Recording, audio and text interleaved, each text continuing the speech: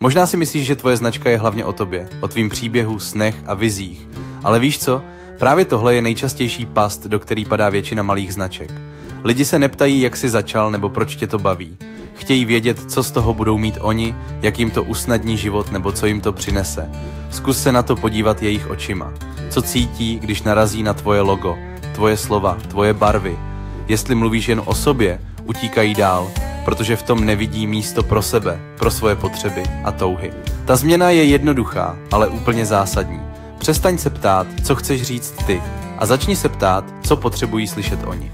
Najednou se všechno poskládá, tvoje komunikace začne fungovat, lidé se v ní najdou a tvoje značka jim začne dávat smysl, protože je to o nich, ne o tobě.